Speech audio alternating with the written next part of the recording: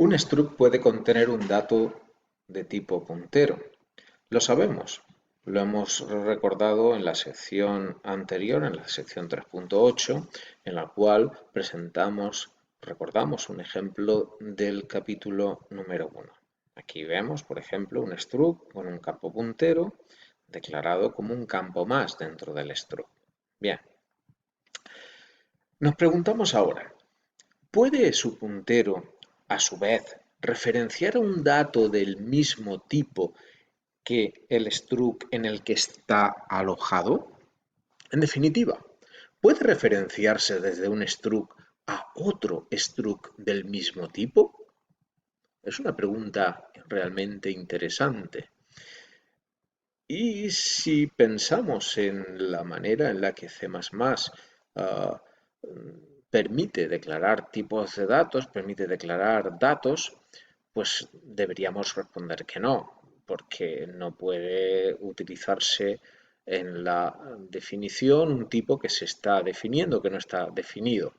Pero en este caso debemos responder que, afortunadamente, sí. Las respuestas son afirmativas.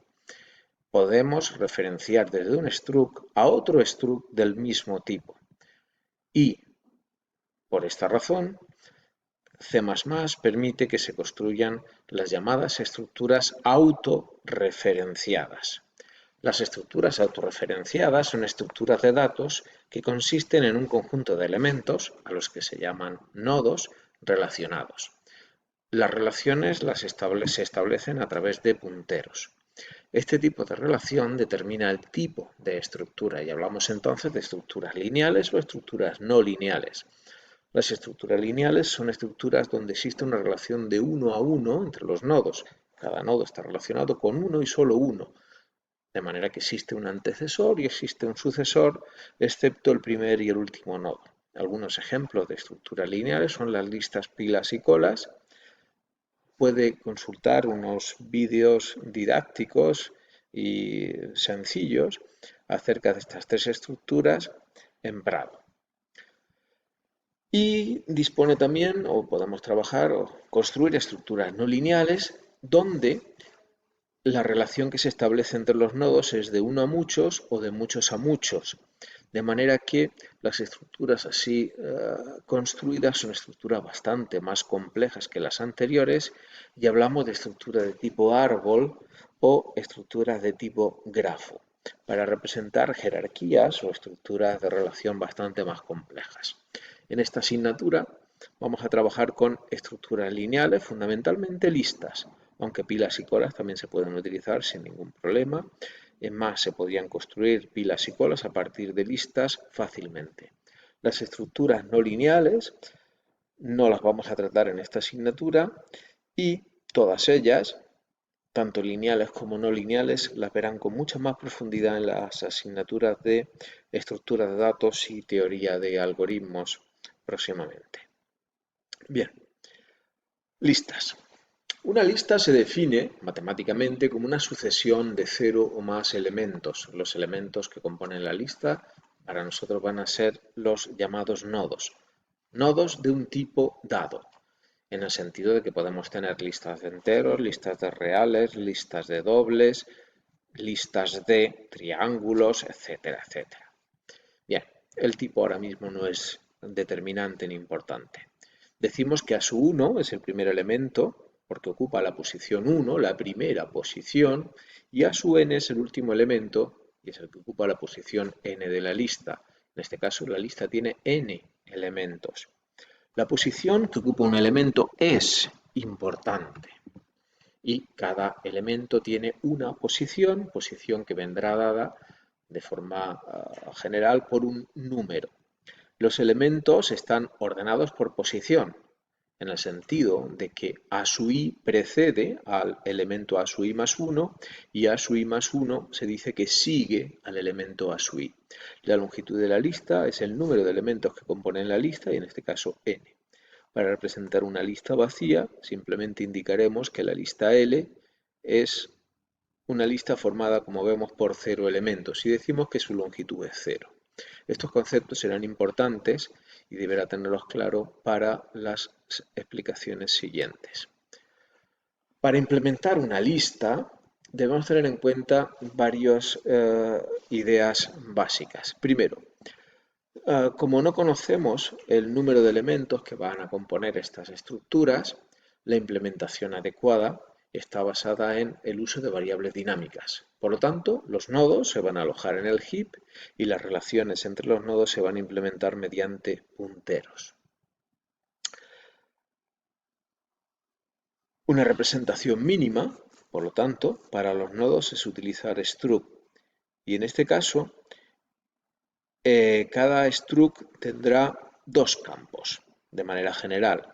El primer campo del struct es el que se encarga de guardar la información importante del nodo, mientras que el segundo campo es el que se encarga de mantener la relación entre los nodos y nos va a permitir acceder a los demás elementos de la colección. Es importante tener en cuenta que puede haber más de un campo de relación entre nodos. No obstante, en la asignatura nos centraremos en estructuras de datos en las cuales solo existe un campo de relación entre nodos, de manera que de forma sencilla la estructura mínima lista tendrá un campo relación que me permita acceder al siguiente nodo de la lista. Esa será la estructura mínima.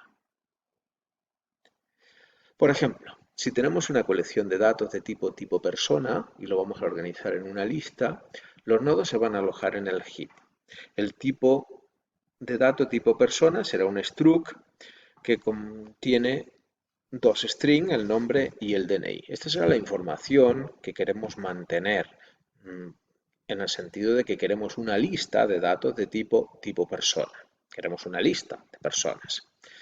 Bien, encapsulamos toda esa información en un campo que llamamos info de tipo persona.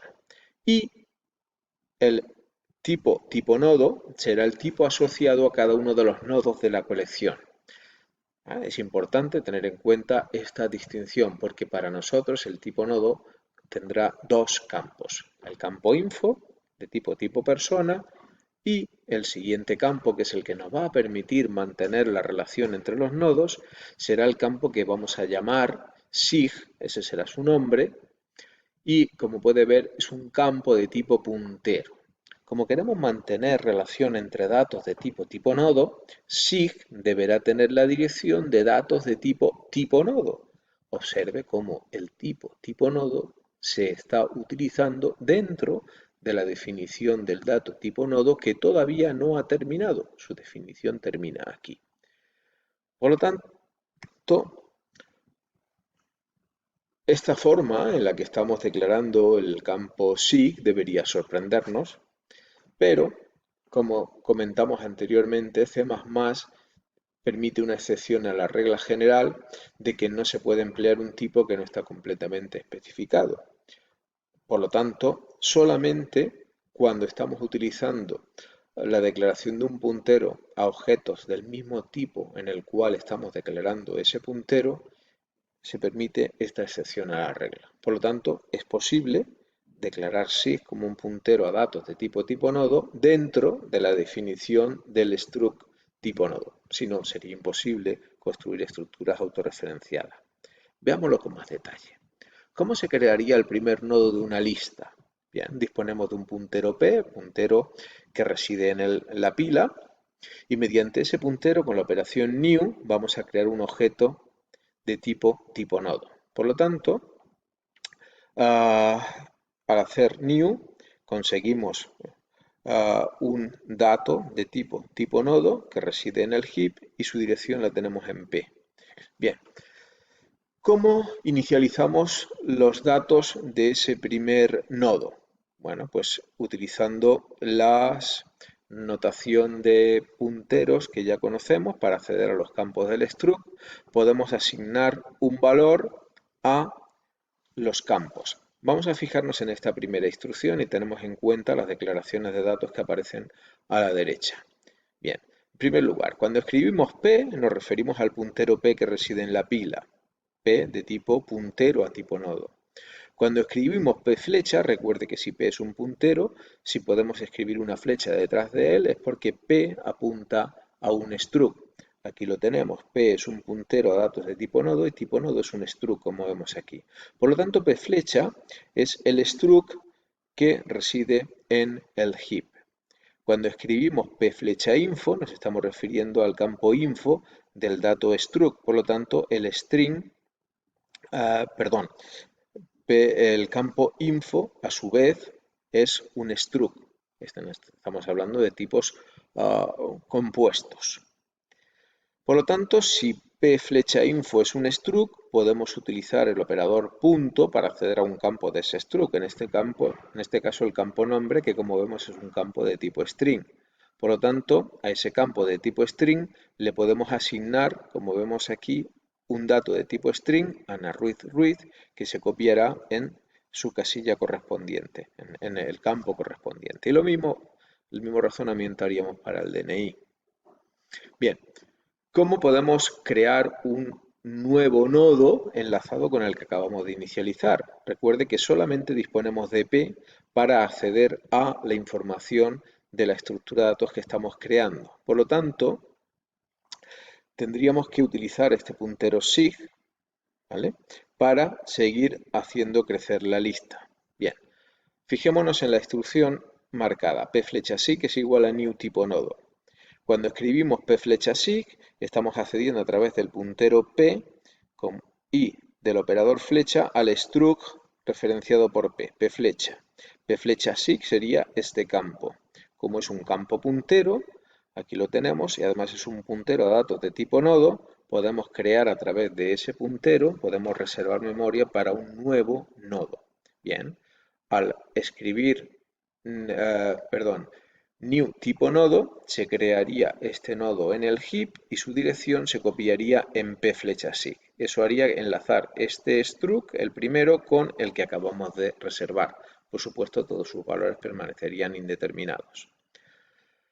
Veamos cómo se inicializarían los campos de este segundo nodo. Nos fijaremos en esta instrucción y vamos a ir poco a poco. Escribir p flecha sig flecha nos permitiría acceder al nodo recién creado. Recuerde que p flecha sig nos permitiría acceder al primer nodo. P es un puntero, p flecha sig sería el struct y por lo tanto p flecha sig flecha nos permitiría acceder al segundo struct. Cuando escribimos p flecha sig flecha info, accedemos al campo info del segundo struct. Y cuando escribimos p flecha sig flecha info punto nombre, estamos accediendo al campo nombre del segundo struct. Por lo tanto, si le asignamos el valor de un string, podemos rellenar el campo correspondiente al segundo nodo de la lista. Lo mismo podemos hacer con el DNI. Para finalizar la lista, bastaría con colocar un 0 en el campo siguiente del último nodo de la lista y con eso indicamos que la lista termina en ese punto y no tiene más nodos. Para eso tenemos que acceder adecuadamente a este campo, lo tenemos que hacer a través del puntero p. P flecha me da acceso a todo este struct, P flecha sig me da acceso a este puntero, P flecha sig flecha me da acceso a todo este nodo y P flecha sig me da acceso a este puntero y por lo tanto escribimos aquí un 0 y terminamos. Puede comprender que esta manera tan compleja de escribir la expresión que nos va a permitir añadir nuevos nodos a la lista y rellenar los valores sería imposible de gestionar utilizando un único puntero p. Por lo tanto, vamos a ver en un siguiente vídeo cómo se podría gestionar de una manera mucho más cómoda la reserva y la inicialización de nodos en una lista.